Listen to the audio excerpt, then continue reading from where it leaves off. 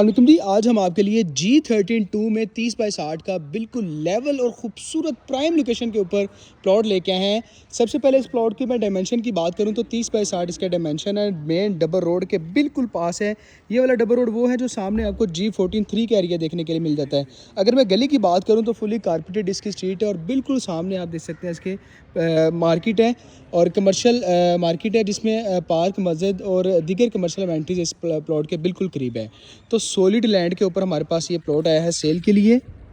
और अगर मैं इसकी डिमांड की बात करूं तो 4 करोड़ 10 लाख रुपए इसकी डिमांड कर रहे हैं। इस प्लॉट को विजिट और परचेज़ के लिए आप 0336161627 नंबर पर रब्ता कर सकते हैं। दूसरा नंबर 0330 280 79 79 पर भी रब्ता कर सकते हैं। इसके अलावा G13 या G14 में किसी बंदे का प्लॉट है जो सेल भी करना चाहता है या कोई प्लॉट परचेज़ भी करना चाहता है तो आप तब भी हमारे दिए गए नंबर पर रब्ता कर सकते हैं। वीडियो पसंद है तो लाइक लाजमी करें ताकि मज़ीद इस तरह की वीडियो आप तक पहुँचती रहे। मिलते हैं किस तरह की खूबसूरत वीडियो के साथ। अल्लाह हाफ़िज़।